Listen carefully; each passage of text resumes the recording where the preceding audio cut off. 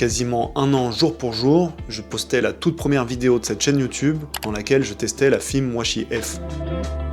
Je reviendrai en fin de vidéo sur cette première année sur YouTube, mais pour fêter ce premier anniversaire, je me suis dit que ça serait sympa de tester une autre pellicule de chez Filmwashi. Et pour ça, je vous emmène dans la cité médiévale de Provins, en Seine-et-Marne, où j'ai chargé un rouleau de Washi Z, une pellicule 400 ISO noir et blanc, qui, à la base, a été fabriquée pour faire de la cartographie végétale aérienne.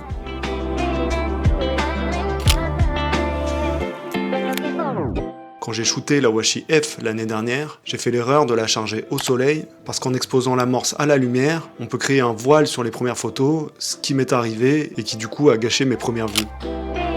Alors cette fois-ci, j'ai bien fait attention, et même si c'était une journée de brouillard, j'ai chargé dans l'obscurité avant de tourner, et ensuite j'ai passé les 3 premières vues à vide, comme c'est indiqué sur la fiche technique qu'on peut trouver sur le site de Filmwashi. Attention, parce que c'est pas marqué sur la boîte, donc c'est toujours mieux d'aller faire un tour sur son site pour avoir toutes les infos avant d'aller shooter. Il faut pas oublier que Filmwashi, c'est une entreprise française qui est gérée par son créateur, qui travaille tout seul et à la main pour proposer des films artisanaux et expérimentaux. Un temps radieux. Oh, il y a un charroux. Tu l'as eu? Ouais, je sais pas ce que ça va donner, mais... J'aime bien la camionnette. Elle est super, cette voiture. T'as vu les couvre-sièges? C'est incroyable. C'est la meilleure voiture que j'ai vue de ma vie, franchement. Je sais pas comment prendre ça en photo parce qu'il y a beaucoup de reflets du coup. Là ici on voit rien parce qu'il y a trop de reflets.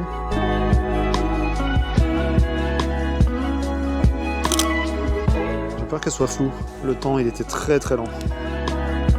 C'est ça, c'est un Citroën C15. Je crois que c'est un peu mythique.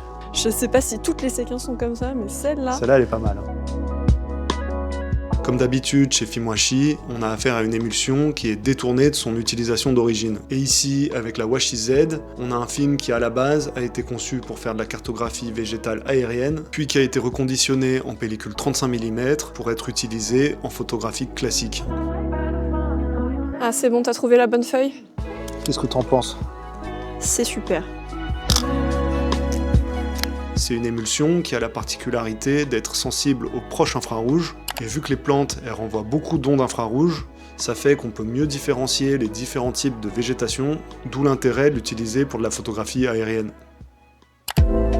Regarde comment c'est stylé avec la... C'est un peu stylé, ouais. Je sais pas ce que c'est, un donjon là, derrière. Mais c'est un truc, justement on va aller le voir, c'est la collégiale Saint-Kyrias. Ah.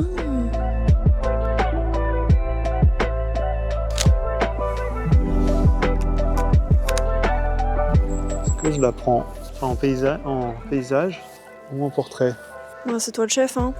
C'est moi le chef? Le chef de nous? Le chef de toi. Ah. You're not the boss of me now. Pourquoi j'ai pensé à ça? Oui, je sais pas non plus, parce qu'on n'a pas regardé récemment en plus. Après, c'est un classico quand même. C'est vrai, on n'oublie pas un classique. En vérité, la Washi Z, elle n'est pas vraiment capable de capter les infrarouges parce qu'elle est sensible aux ondes qui vont jusqu'à 750 nanomètres, alors que les ondes infrarouges, elles commencent officiellement qu'à 780 nanomètres.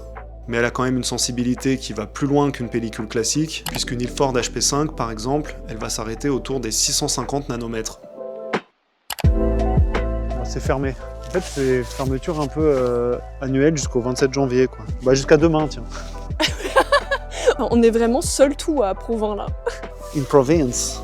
Province? In Provence. Provence. This, madame, is Provence. This, madame, is Versailles.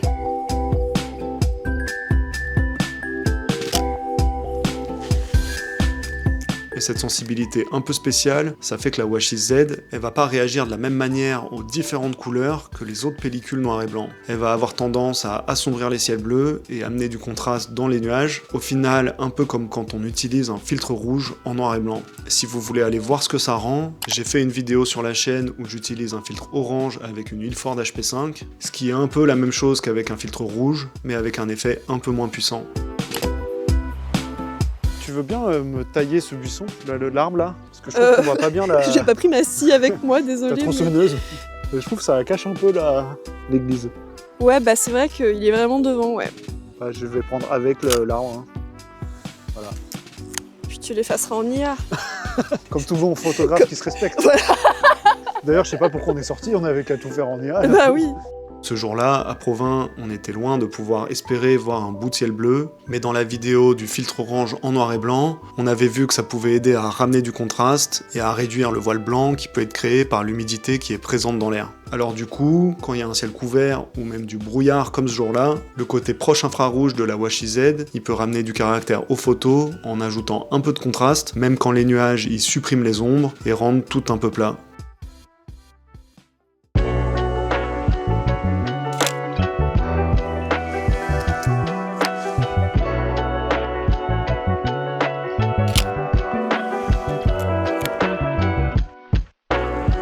Coucou le cygne.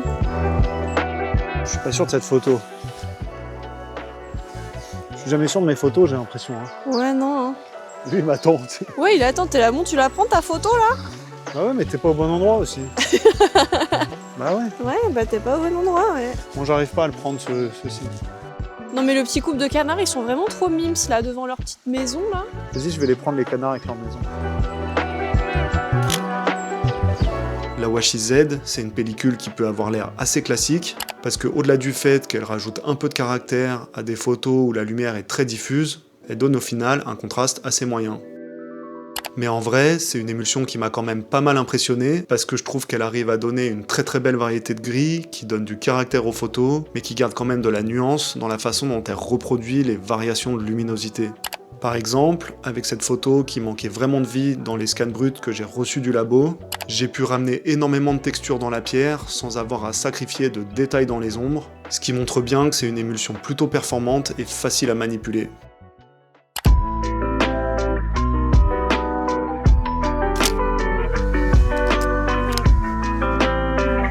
Mais taillé bizarrement cet arbre, je trouve pas? Oui, j'avoue. C'est quoi ce taillage? Des sessions taillage sous LSD qui font le mardi soir. Ils font des ateliers. Bah oui, tu savais pas. C'est pas aligné. Ah. Ah oui, non, là, c'est pas aligné, là. T'es fébrile un peu ou pas? Ouais, je sais pas quoi faire. Hein. Avec la Washi Z, on a une pellicule qui a un grain très fin, surtout pour une pellicule 400 ISO, qui peut parfois être imperceptible, mais qui n'est pas pour autant invisible. Ça peut paraître étrange, mais j'ai l'impression qu'on le ressent plus qu'on le voit. Je veux dire par là que les photos, elles ont clairement un côté argentique, mais que le grain, c'est loin d'être la chose qu'on retient d'une photo faite avec la Washi Z. Tu nous emmènes dans des endroits sexy en tout cas. Hein. T'as vu ? Au final, ça lui donne une très belle définition, qui fait qu'on obtient des images très nettes, ce qui est logique, vu qu'à la base c'est une émulsion qui est faite pour prendre des photos scientifiques de la végétation depuis un avion, donc j'imagine qu'avoir du détail dans les images, c'était primordial.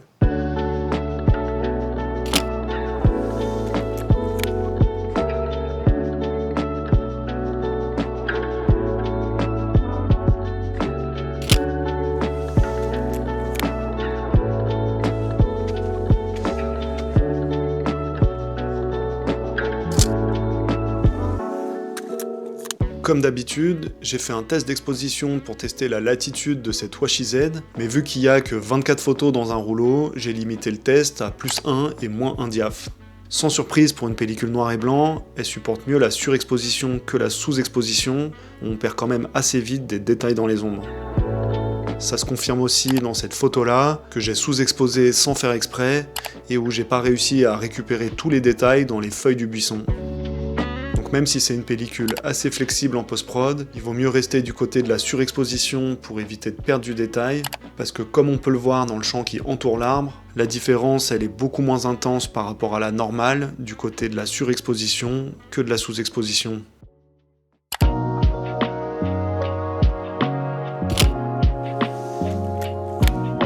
Pour conclure, je dirais que la Washi Z, c'est une pellicule beaucoup plus classique que la Washi F que j'avais testée l'année dernière, et qui n'est pas forcément le genre de pellicule avec un effet puissant auquel on pense quand on parle de film washi.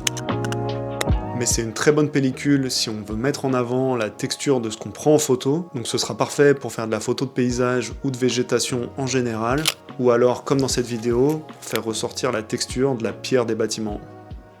Joyeux anniversaire la chaîne. N'importe quoi. Joyeux anniversaire la chaîne.